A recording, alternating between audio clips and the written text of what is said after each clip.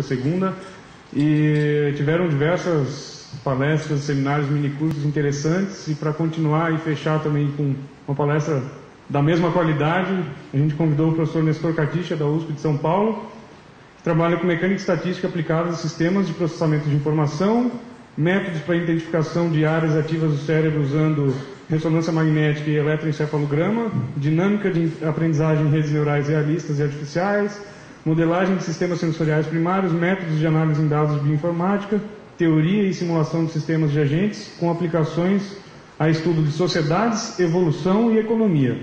Ele fez graduação em Física pela Universidade Estadual de Campinas em 78 e doutorado no California Institute of Technology em 85. Atualmente, ele é professor titular da Universidade de São Paulo, 2001.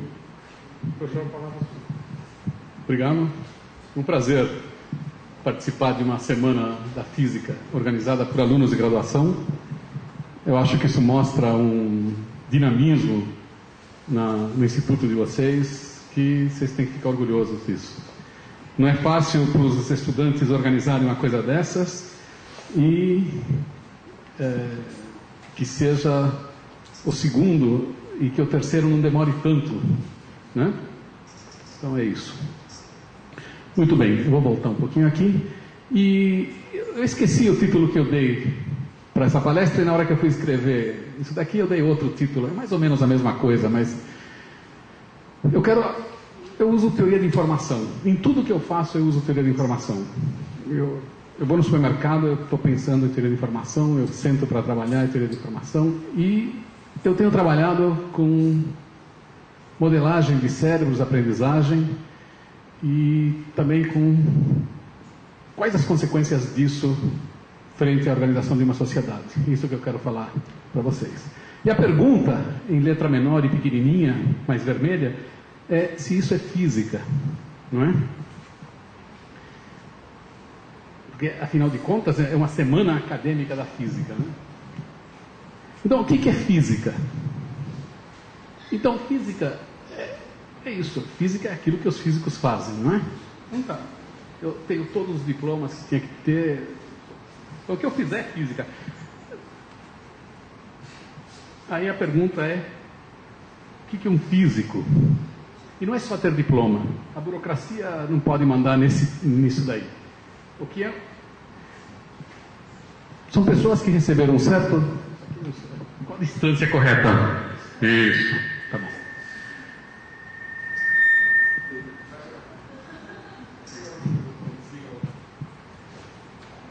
Um certo tipo de treinamento para fazer perguntas sobre a natureza.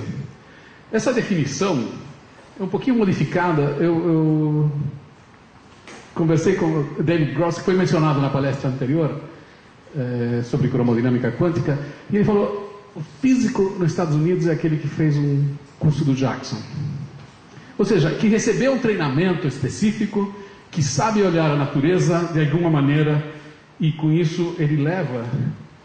qualquer problema que ele for olhar, ele leva um treinamento, uma maneira de fazer perguntas, e todos eles têm uma coisa em comum. Todas as maneiras que o físico vai fazer, e essas maneiras são confrontar dados empíricos com modelos matemáticos.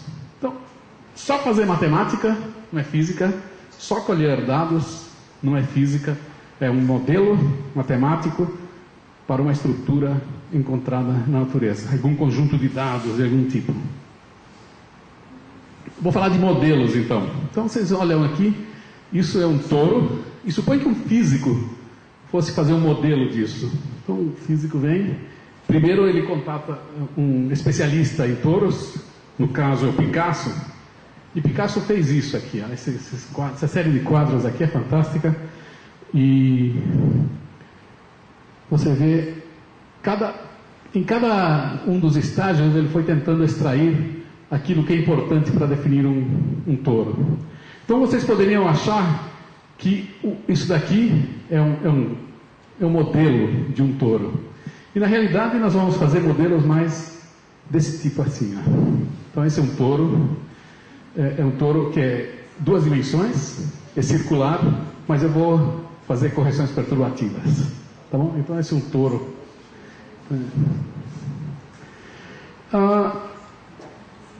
O grupo em que eu trabalho tem várias pessoas. Tem um neurocientista, físico computacional, matemático, físico experimental. Tem várias pessoas, tem um grupo grande não vou, depois os slides vão ficar por aqui, não vou perder tempo aqui, mas essas pessoas colaboram em várias áreas de conhecimento, um monte de estudantes, então tem um monte de coisas. Por que tem um monte de pessoas? Porque tem um monte de tópicos que nós olhamos. Então, aqui está escrito modelagem bayesiana e máxima entropia. Essa é a base da teoria da informação atualmente. Não a teoria da informação a la Shannon, mas é uma teoria de informação que evoluiu a partir disso. Nós estamos interessados em usar isso para fazer análise de dados. Por exemplo, System Biology, análise de DNA, RNA, o que se chama microarrays. Tá? Então, outra coisa é memória, atenção e teoria de decisão. Tudo isso pode ser estudado dentro de aprendizagem de máquinas, neurobiologia computacional, usando ferramentas de ressonância magnética e eletroencefalo. Quer dizer, isso aqui tem um monte de ligações. Cada quadradinho desses interage com outros. Sistemas de agentes, psicofísica, isso tudo pode levar a estudar sistemas econômicos, teorias de jogos, etc. Tem várias coisas. Eu vou mostrar uma relação simplificada das relações entre isso, e essa aqui é mais ou menos como estão ligadas as coisas, tá? Então vocês depois têm uma provinha sobre essas coisas. Mas hoje eu vou falar isso daqui. Sistemas coletivos de agentes, usando sempre ideias de teoria de informação. Eu vou falar sobre, talvez, altruísmo, cooperação e punição. Eu vou falar de aprendizagem de máquinas. Eu vou falar de psicologia moral, tá? Eu vou fazer análise de dados.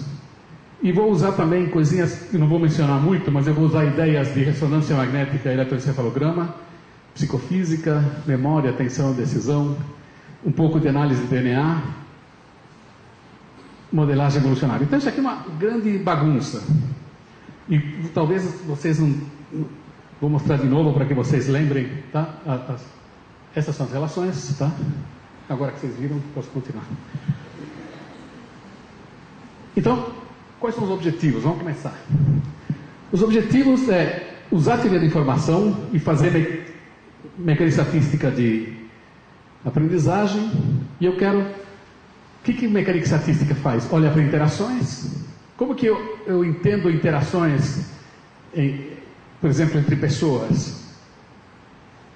Eu vou olhar para imagens funcionais de cérebro, tentar extrair que regiões do cérebro estão ativas em diferentes situações cognitivas.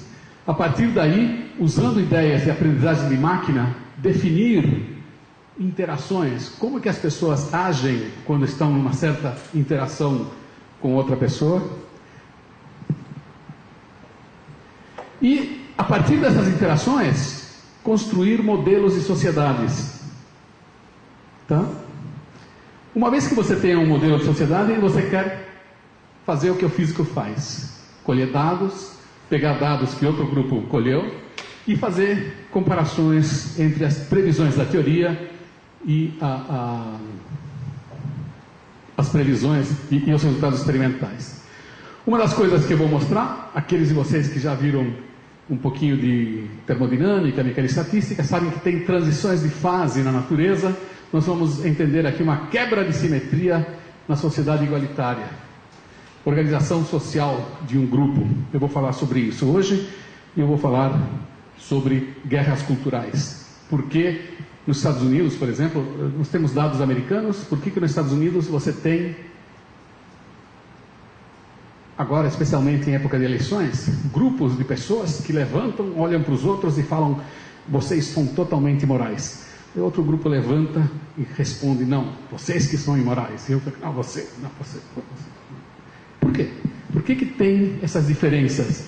O que tem na maneira de processar informação das diferentes pessoas que levam a um conjunto de dimensões morais totalmente diferente? Isso que eu quero mostrar hoje para vocês. Olha que incrível, essa figura estava na palestra anterior também, né? Por quê? Por que essa figura? Porque isso aqui é água, isso aqui é um diagrama de fases da água. O que o palestrante anterior estava falando? Diagrama de fases da cromodinâmica quântica. O que eu vou falar? Eu vou falar sobre o diagrama de fases de um sistema social. Não vai ter temperatura, não vai ter pressão, vai ter coisas parecidas. Nós vamos encontrar regiões que têm um comportamento, regiões que têm outro. Para os alunos iniciantes, notem essa curva é inclinada um pouquinho. Que lado que é esse aqui? Esquerdo? É inclinada para a esquerda, não é? Ela sobe um pouquinho. Quer dizer que se eu estou aqui e aumento a pressão, eu passo de uma área sólida para uma líquida. Isso é o que permite que as pessoas patinem, tá? Então, alguma coisa você já aprendeu nessa palestra, você sabe que patinação é possível porque essa linha aqui é inclinada para o lado. Quando eu faço pressão numa lâmina de ferro, consigo deslizar em cima da água líquida. Mas, vocês concordam que isso aqui é bem razoável? Tem um ponto crítico que nunca ninguém daqui viu, então, talvez tenha um experimental, não sei. Mas essa região que nós conhecemos melhor, uma atmosfera, você muda. Você vai do sólido para o líquido para o gás. Muito bem. É quase igualzinha à da aula passada. Vocês acham que isso aqui é razoável? Razoável. Está de acordo com a experiência que vocês têm. Que tipo de experiência vocês têm? Mais ou menos. Vocês já viram água ferver? Vocês já viram água congelar? Será que isso daqui... bom, como que eu consegui isso? Experimentalmente. Consigo isso teoricamente também. O que eu faço? Eu venho, construo um modelo para as moléculas, um modelo que vem da eletrodinâmica e da mecânica quântica. Eu tenho agora interações, pontes de hidrogênio, o que for, entre as moléculas de água. Eu tenho métodos matemáticos que permitem passar da interação entre moléculas e extrair, usando as técnicas de mecânica estatística, extrair propriedades para os diferentes valores dos parâmetros de controle, que são temperatura e pressão.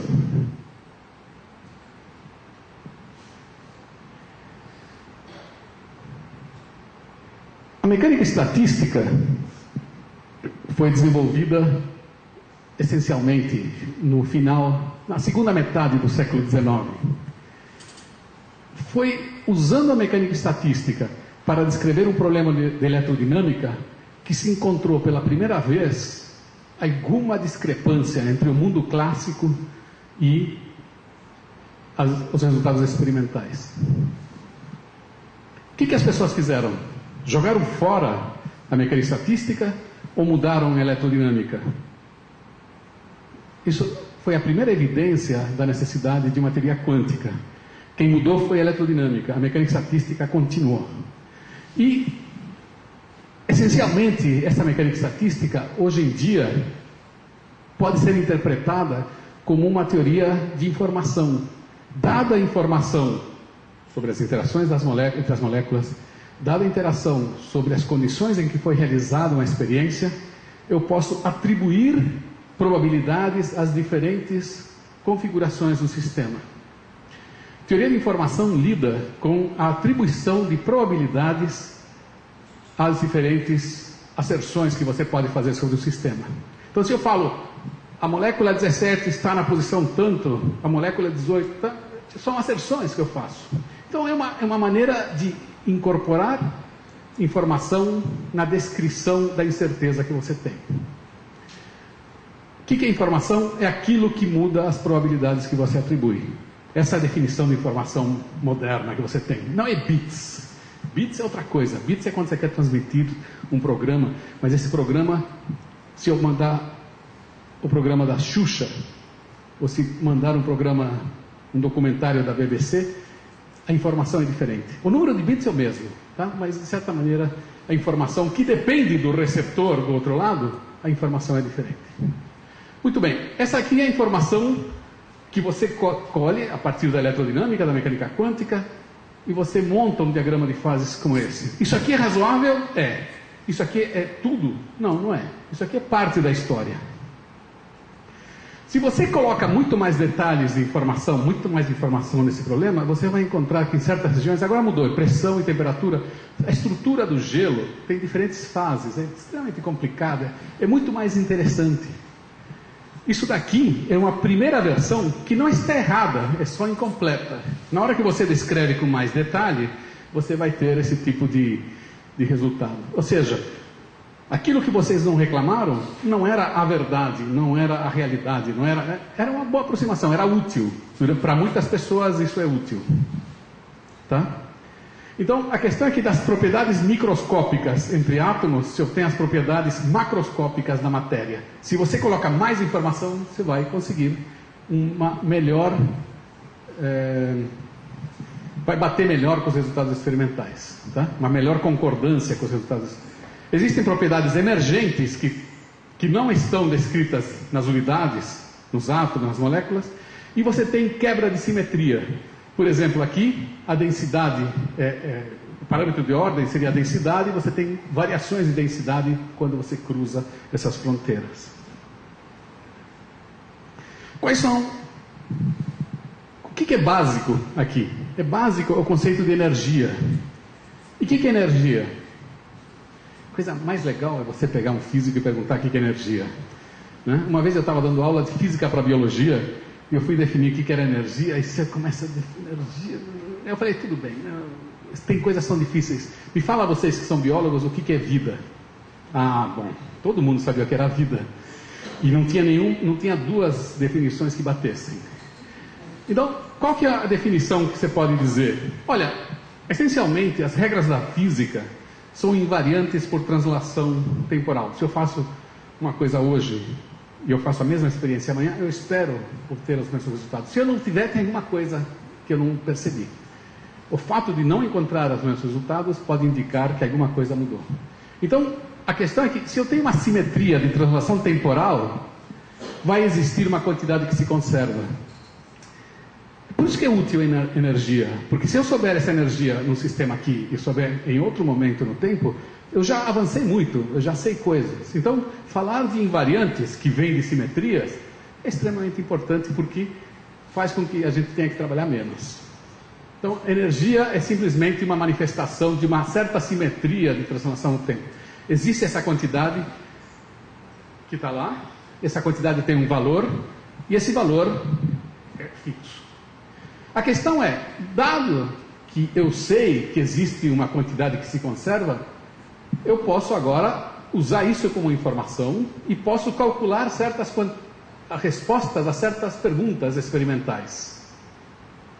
Isso que é a termodinâmica. A termodinâmica não responde à pergunta sobre a molécula 17.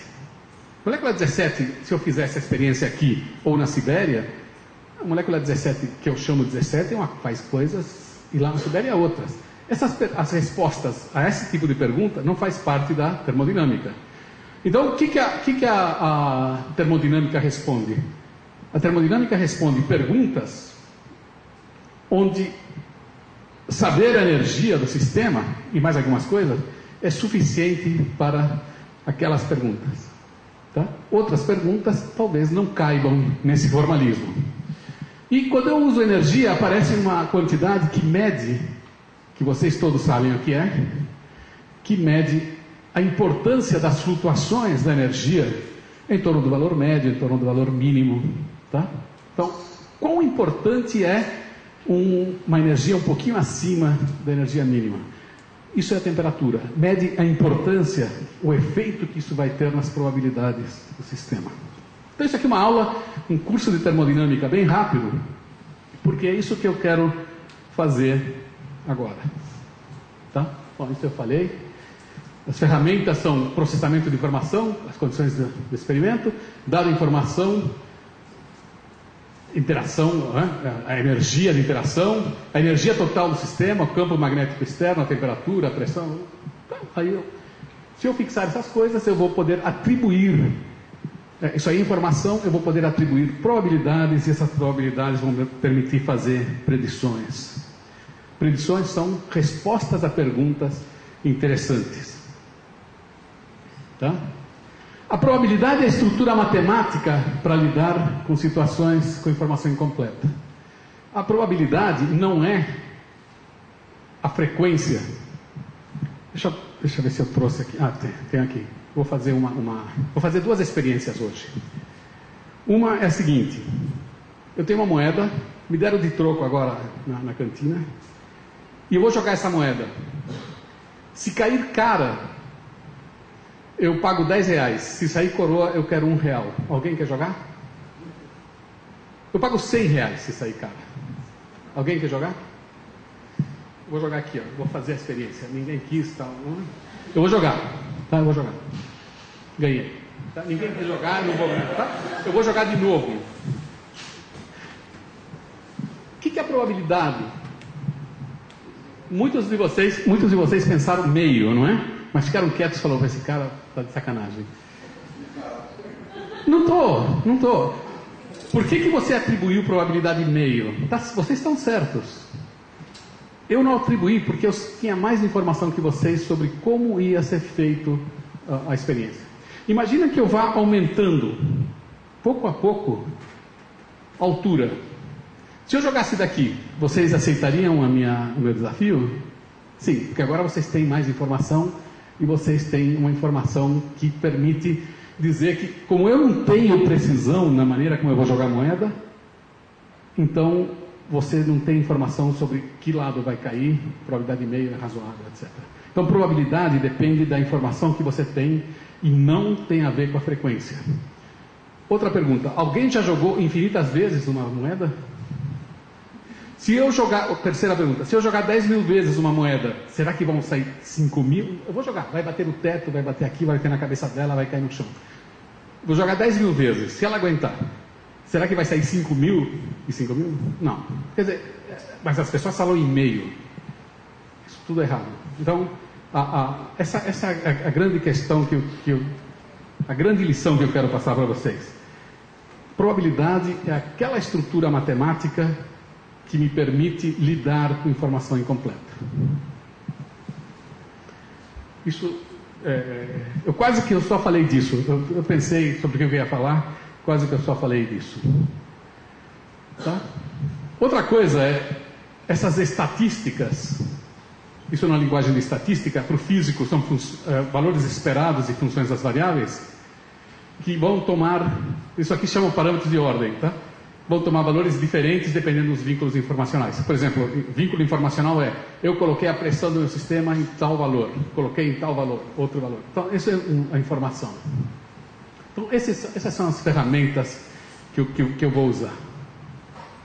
Meu objetivo é responder algumas perguntas, e essas perguntas é o que se chama termodinâmica.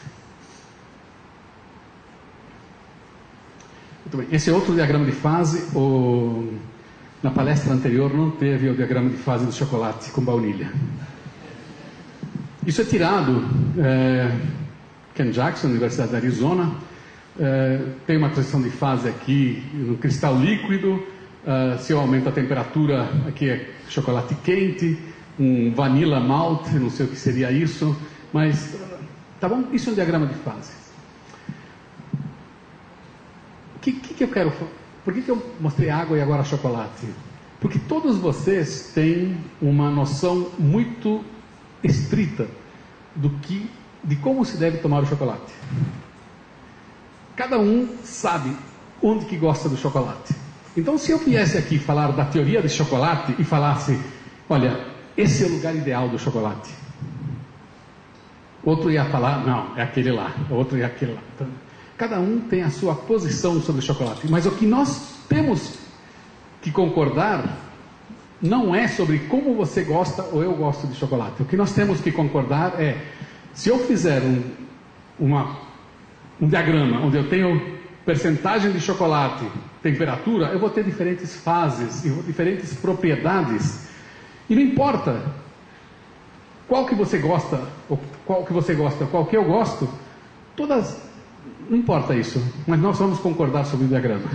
Por que eu estou dizendo isso? É porque eu vou falar de sociedades, eu vou falar de moralidade, eu vou falar de estrutura social de organização da sociedade. Então, o que eu não quero é que vocês achem que eu estou falando o que eu gosto. Tá? Eu estou falando um resultado que é o diagrama de fases do chocolate. O diagrama de fases do chocolate, eu posso dizer, eu gosto aqui. Você gosta lá, mas o diagrama é esse para nós dois. Tá? Então, uma coisa que eu não vou fazer para vocês é dizer como que vocês devam tomar o chocolate. Chocolate pessoal, cada um bebe como quiser. Mas, suponha que eu tivesse em economia diagramas de fase assim, onde, dada a informação que nós concordamos, e dada a receita da teoria de informação de atribuir probabilidades, de calcular valor esperado de parâmetros de ordem, se eu construísse isso, seria muito mais fácil decidir políticas sobre qual é a taxa de juros que eu tenho que colocar na minha sociedade, ou qual que é, porque aí, dada essa informação, esse é o resultado. Você pode não gostar de ter todo mundo empregado, mas se você, né, ou você pode gostar de uma inflação de 20%, você pode. Então, esse é o objetivo. Não, ainda está longe, mas esse é o objetivo. Bom, agora nós vamos para aplicações. Vou dar duas aplicações. Eu tenho um conjunto de agentes e eu vou falar de interações micro, interação e informação micro. Como que as pessoas interagem, ou como que as pessoas... alguma coisa de ordem neurocognitiva, psicológica. Bom, nas duas aplicações eu vou falar dessa maneira. Eu vou depois falar da termodinâmica da sociedade que surge, dada essas propriedades. Você pode olhar e dizer, eu não concordo com essas propriedades. Tá bom, você não concorda com elas. Mas, se essas propriedades forem razoáveis, a consequência é um diagrama de fases, e nisso nós temos que concordar, dada aquelas coisas lá. Eu quero saber se uma sociedade vai se ordenar de maneira hierárquica ou igualitária.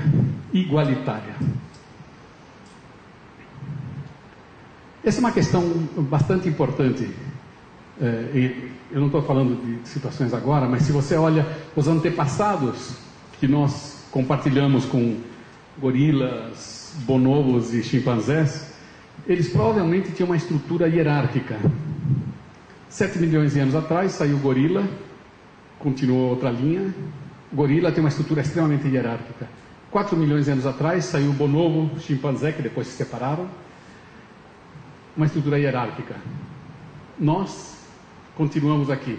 Você volta 10 mil anos atrás e você tem 15 mil anos atrás, você tem sociedades igualitárias. E a partir de um certo ponto você não tem mais. Então nós tínhamos sociedades hierárquicas, sociedades egalitárias e sociedades hierárquicas de novo, à medida que o tempo foi passando. Como que pode? Se fosse uma vantagem evolutiva ter uma certa organização, então, uma vez que se chega nessa organização, você ficaria nessa organização e não sairia de hierárquico para igualitário para hierárquico. Toda vez que você vai falar com alguém de ciências humanas, você entra numa discussão interminável sobre se é possível ou não modelar o complexo ser humano. E a resposta é, bom, se você não tentar, você nunca vai conseguir.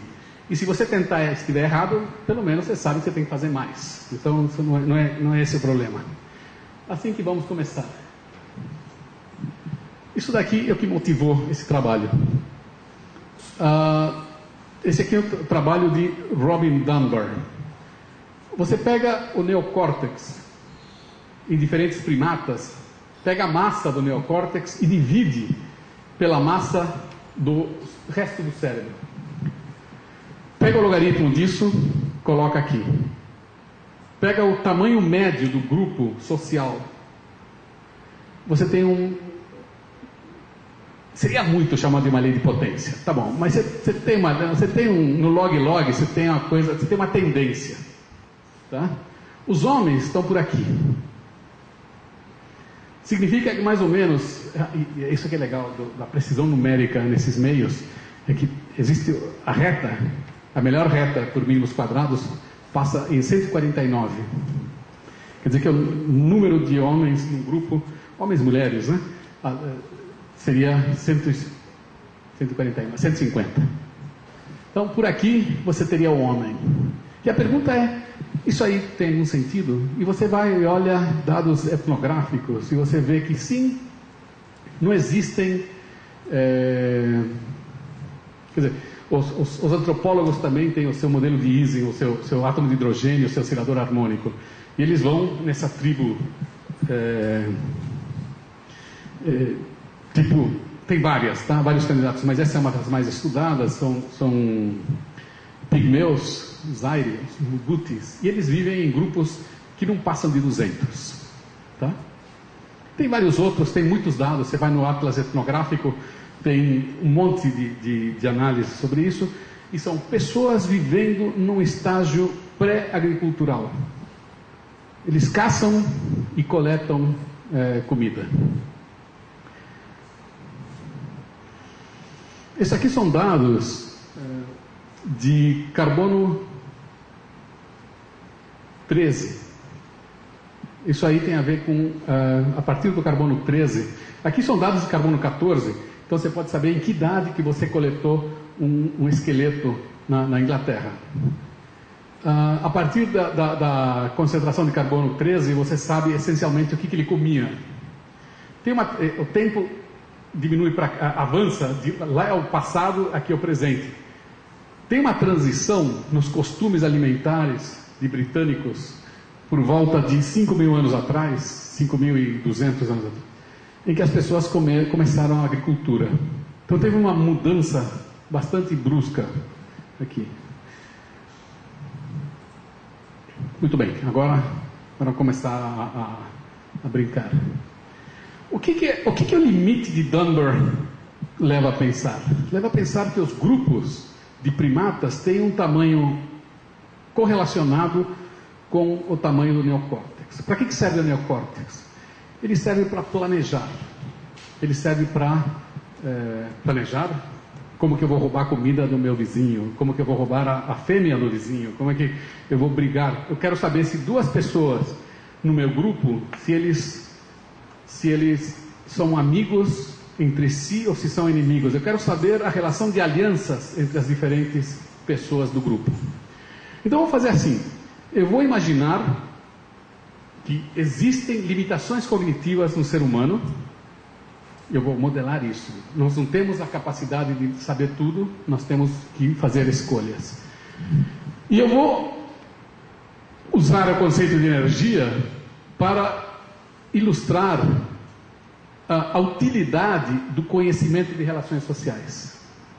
Então, eu vou imaginar não a rede social de um grupo, mas eu vou imaginar uma representação da rede social dentro da cabeça de um indivíduo. Eu vou chamar esses indivíduos de agentes, porque eles são tão simples que não merecem o nome de homens ou mulheres. Eles são agentes.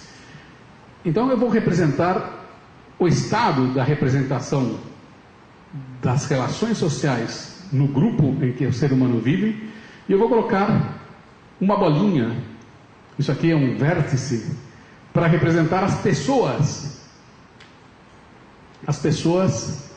no meu grupo social, outra pessoa do grupo social, e eu vou colocar aqui uma aresta, uma barrinha, que indica se essa aqui é a representação social de duas pessoas.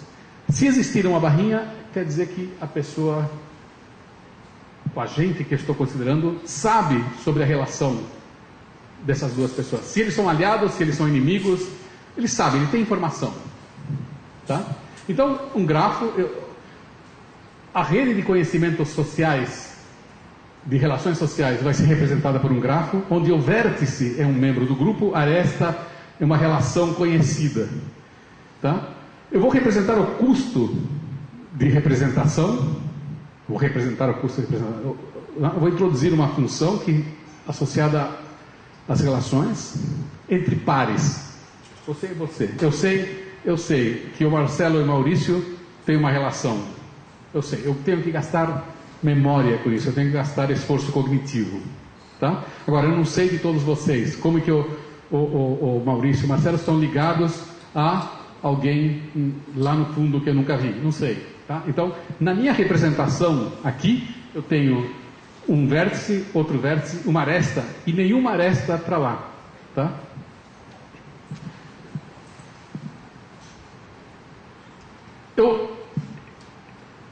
Agora, se eu sei que um deles, como se relaciona com o outro, eu talvez possa dizer, eles são amigos e esses aqui são amigos. Eu não sei exatamente como esses dois se dão, mas amigo do amigo é amigo. Existem normas sociais. Claro que o amigo do amigo do amigo do amigo do amigo do amigo do amigo do amigo, não sei o que é. Então tem uma penalização para cadeias longas desse tipo e uma vantagem de saber relações diretas. Tem um custo de memória, um custo cognitivo e uma vantagem. Então tem uma competição entre essas duas coisas. Tá? Então eu vou colocar uma utilidade que tem a ver com o número de arestas no grafo, o número de relações de pares que eu conheço entre vocês, e depois uma quantidade. Eu quero diminuir o número de arestas, eu quero diminuir o meu esforço cognitivo. E eu tenho aqui a distância média entre uma pessoa e outra. O número de passos que eu tive que andar para chegar de um para outro, para saber, esse é amigo daquele, que é amigo daquele, que é inimigo desse, que é amigo daquele. Então talvez sejam inimigos. Tá? Se a distância é muito grande, isso me penaliza. Então essa quantidade, não sei se vocês estão conseguindo ler, é o número de arestas, mas que eu quero diminuir ao máximo, e a distância entre dois pontos no meu gráfico. E tem um parâmetro alfa que vai medir essencialmente a capacidade cognitiva, ou seja, o peso entre essas duas quantidades. Essa é uma das poucas fórmulas que tem aqui. Eu vou usar a mecânica estatística, dado aquilo lá, a utilidade da representação social, tem o papel de energia em mecânica estatística. E agora eu simulo, eu faço uso todo o aparato de mecânica estatística nesse conjunto, nessa função. E eu tenho que, nota, são agentes. Cada cubo aqui representa um agente numa sociedade de 16 membros e todos eles têm o grafo completo. Quer dizer que se para uma dada capacidade cognitiva e um dado tamanho do grupo, é possível representar todas as relações. Esse aqui é um sistema em que para esse agente, todos os agentes são equivalentes. Para esse agente, todos os agentes são equivalentes. Essa é uma sociedade onde a representação social é simétrica. Não tem ninguém mais, ninguém menos que os outros, frente aos olhos de cada um dos agentes. Eu mantenho o número de agentes e diminuo a capacidade cognitiva agora. O que acontece? Não dá para saber tudo. Eu tenho que começar a deletar relações sociais. Cada agente agora deleta de maneira diferente. Tá? Mas estatisticamente ninguém aqui é favorecido frente aos outros. Tá? Então eu começo a ter desordem, eu começo a desativar as coisas, mas ainda eu tenho estatisticamente uma igualdade entre os membros da tribo. Diminuam mais a capacidade cognitiva, ou também, fixando a capacidade cognitiva, aumento o número de membros da minha tribo, e agora tem uma transição de fase, assim como a água quando vai do gelo para o líquido, ou do líquido para o gás, uma transição de fase, uma quebra de simetria, tá? Quando eu vou de gás a baixa temperatura e passa para sólido, houve uma quebra de simetria. Antes, todas as posições do espaço eram equivalentes, com a mesma probabilidade de encontrar uma molécula em qualquer posição.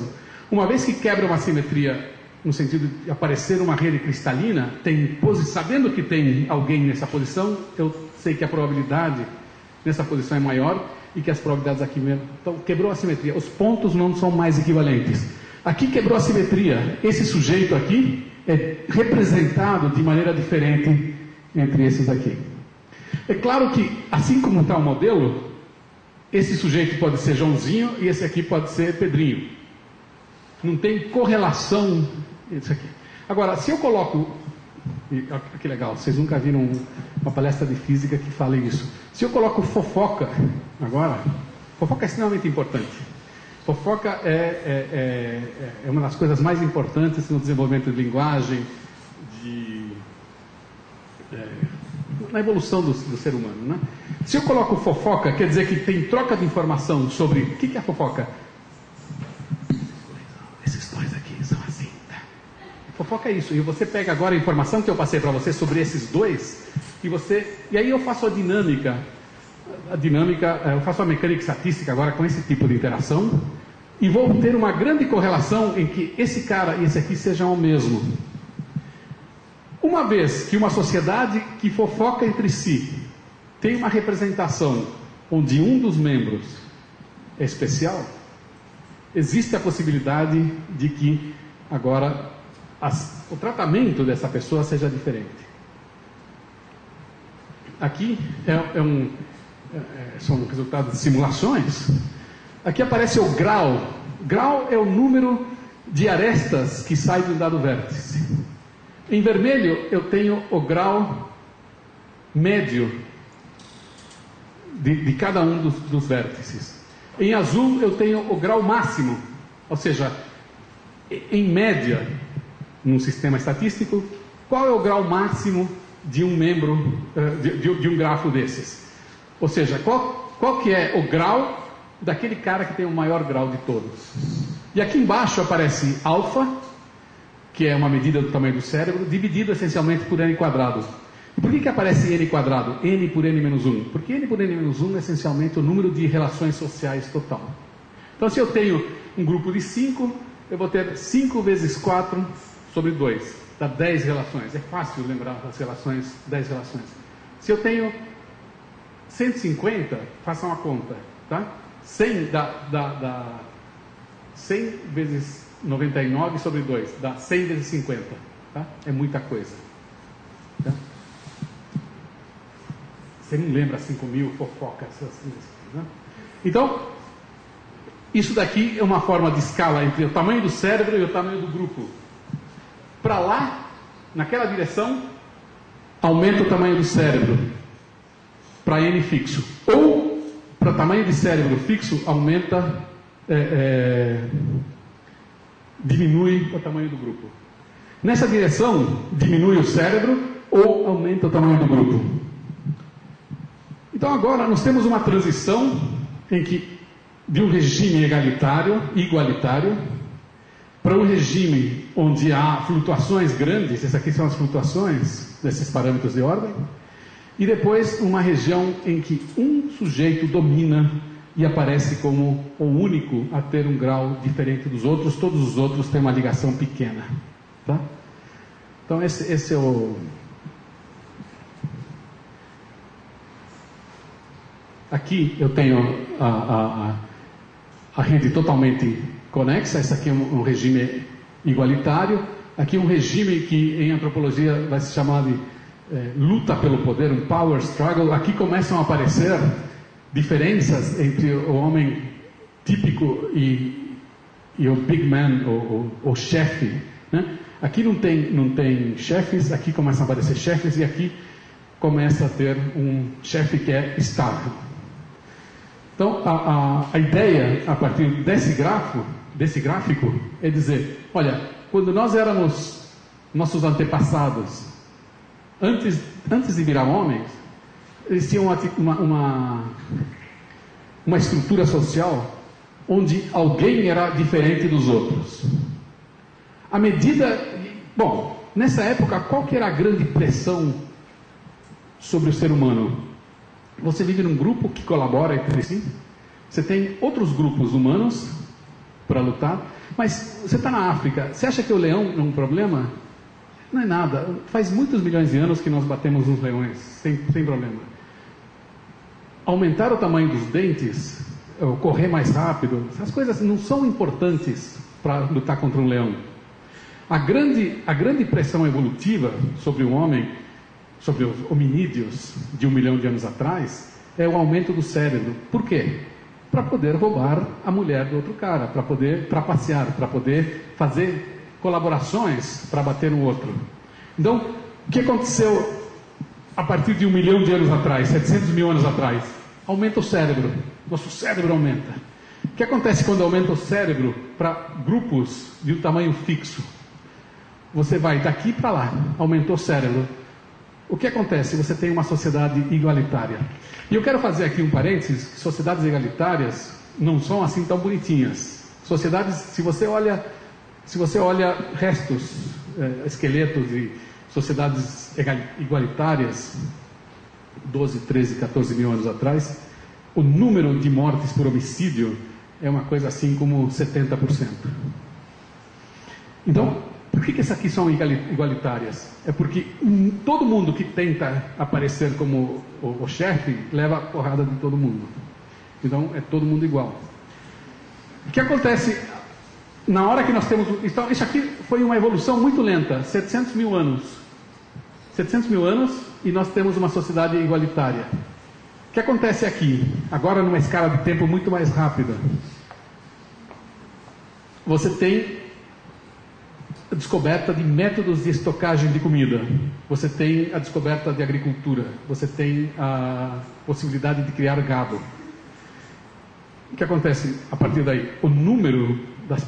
Você não precisa mais ser nômade. O que acontece com uma família que é nômade? A mãe pode carregar um filho. Não pode carregar 2 e ainda levar outras coisas. Então, é típico, os meios de controle de natalidade são infanticídio e coisas do tipo. A mulher só tem um filho a cada 4 anos, os grupos sociais são pequenos. O que acontece quando você tem agricultura?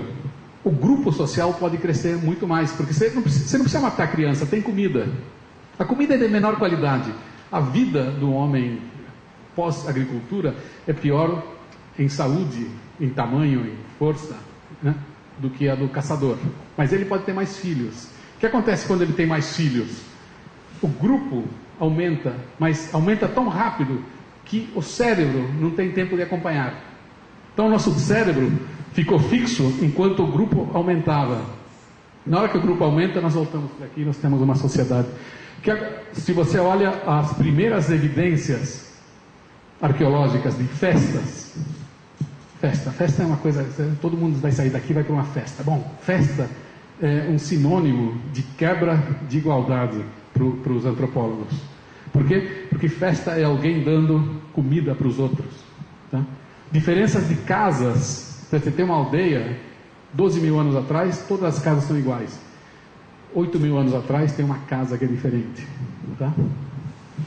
Então tem o surgimento do tratamento diferente de uma pessoa no grupo. Isso daqui é muito simplificado, então não é uma pessoa, é talvez um grupinho dentro do grupo maior e tal. Então aqui é muito simples. Tá? E finalmente, então aqui aparece a autoridade. Não é que aparece a autoridade, aparece um agente que é representado de maneira diferente. Uma vez que alguém é representado de maneira diferente, existe a possibilidade que ele tenha direitos diferentes frente aos outros. Os outros vão tolerar. E vão tolerar por vários motivos. Né? Vão tolerar porque, se na minha representação esse é o cara ao central, aí pode ser que eu trate ele de maneira diferente. Na teoria aparece um parâmetro que é equivalente à temperatura. E temperatura é interpretada não como temperatura dessa que faz calor aqui. Temperatura é representada por um parâmetro que mede o efeito de flutuações naquela função utilidade. Então, essa temperatura é o que eu posso dizer uma pressão ecológica. Se eu tenho flutuações, se eu quero maximizar a minha utilidade, se eu não maximizo exatamente, isso pode ter um preço muito grande. Mas, dependendo da pressão ecológica, se eu estou em um lugar que é mais fácil viver, eu não preciso minimizar exatamente, maximizar a utilidade. Eu posso tolerar flutuações. Então, esse parâmetro que tem o papel da temperatura na termodinâmica, ele entra aqui. Aqui eu coloquei o inverso da pressão ecológica. E essas aqui são as fases, tá? A igualitária, power struggle e a autoritária. E o que você tem é que essa curva diminui, tá? É mais fácil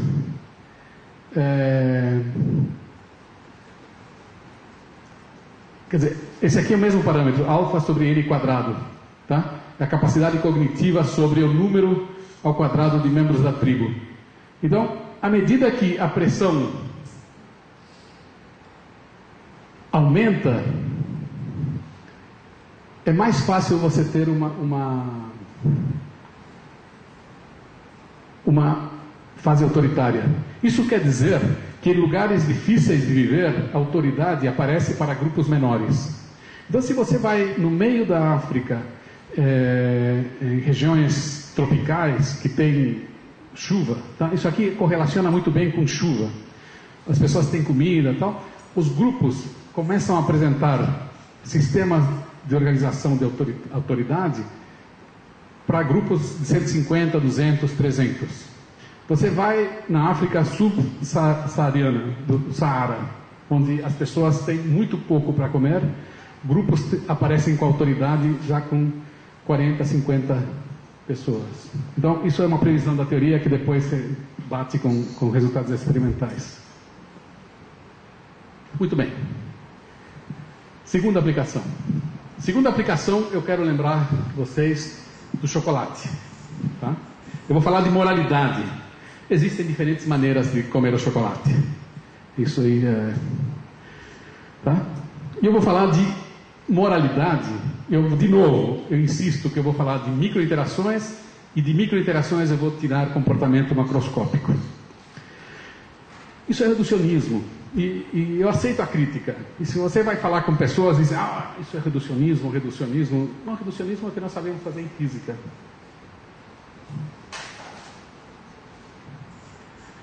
Microevidência empírica sobre conformismo social, julgamentos morais, orientações políticas, e em especial eu quero que vocês prestem atenção nisso aqui em azul, estratégias cognitivas sobre como tratar novidade e corroboração. Então, eu vou mostrar evidência empírica sobre a variedade de estratégias cognitivas de lidar com a novidade.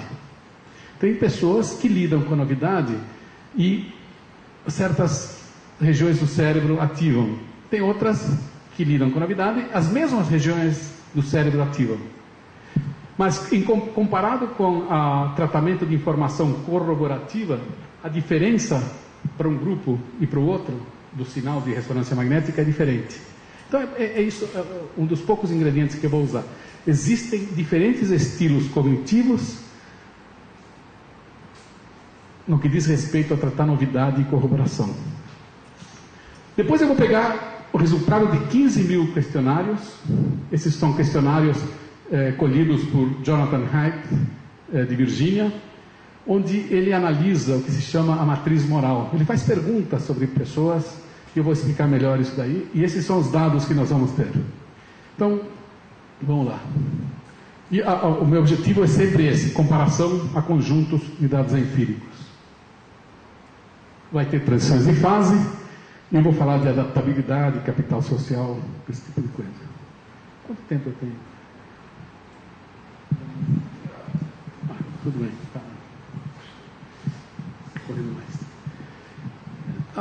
Não sei se vocês lembram uma das primeiras transparências, eu falei que no nosso grupo nós lidamos com eletroencefalografia. Então a ideia e isso daqui é extremamente interessante, porque você coloca eletrodos na cabeça de uma estudante e mede potenciais elétricos.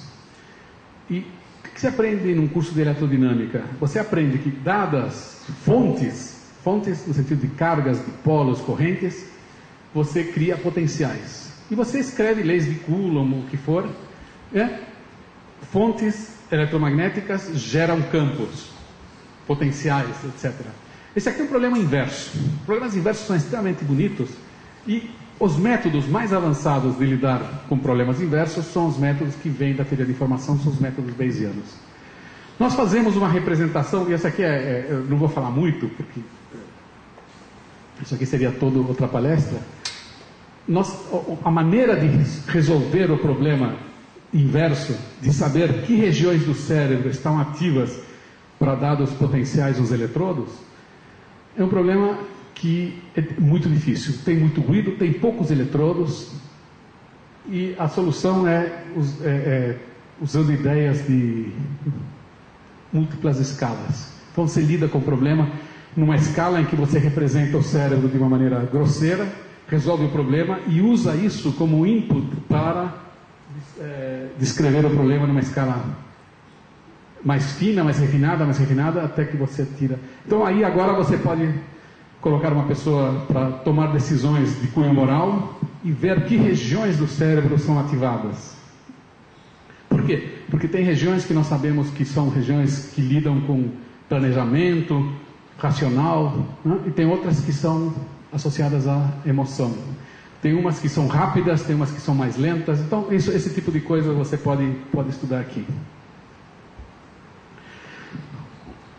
Tem um trabalho de grande impacto, tá? E a pergunta é: a dor da rejeição. Você, não gostei, você tá rindo, vai embora. Suponha que eu fizesse isso, né? O que acontece com a pessoa? Primeiro ela vai me bater, porque, né, devia ter escolhido ele não ia me bater, porque a mulher que é mais... Mas o que acontece? Isso aqui é assim, você chama sujeitos e você coloca ele na ressonância magnética e você fala, você vai jogar um jogo. E começa a jogar o jogo e fala assim: nota, nós temos ressonâncias magnéticas em várias partes do país e você está jogando com outras pessoas. Então essa é a resposta deles para esse jogo, essa resposta, você vai jogando. Daqui a pouco você fala para o sujeito: olha, fica quietinho aí, que os outros caras reclamaram que você é muito grosso. Você não vai jogar. Isso é exclusão social. O sujeito que está na máquina de ressonância acha que acabou, que ninguém mais está medindo. Mas é aí que eles estão medindo. Eles estão medindo não como ele jogava, eles estão medindo o que acontece quando esse cara é excluído. O que acontece? Certas regiões do cérebro ficam ativas. Que regiões? Dor social, a dor. Se eu pego e dou uma martelada no dedão dela, também vai acender a mesma região. Então, quando você fala dor social de exclusão, é porque nós temos poucos pedaços no cérebro e eles são usados de várias maneiras. Isso é muito interessante porque isso permite definir agora o que é uma metáfora. Então, tem muita gente estudando metáforas dentro da máquina. Notem que vocês estudaram metáforas no colégio, no curso de português. Metáfora é uma figura usada por escritores. E por que funciona uma metáfora? Se eu falo aqui assim, o sujeito estuprou uma mulher, não sei o quê, ou o sujeito comeu seu próprio vômito, os dois te dão nojo. Por quê? Você está ativando a mesma região. Então, metáforas são aquilo que ativam a mesma região do cérebro. Isso não tem nada a ver com o resto, mas eu acho que é interessante saber, né? Então, metáforas é porque economia, você não tem cérebro para tratar isso aqui, com pedaços diferentes. Então, você recruta uma coisa que obviamente tem valor evolutivo, muito antes do desenvolvimento de linguagem, que é a dor. E depois, quando você começa a ter interações sociais, você recruta essas áreas para dar sinal de atividade quando ocorre uma coisa que também é desagradável. E você usa os mesmos circuitos. Então o circuito da dor é ativado, e não vou entrar em detalhes aqui, quando você é excluído. Então o que quer dizer isso? Quer dizer que a pessoa não gosta de ser excluída socialmente. É interessante que outra variante desse jogo...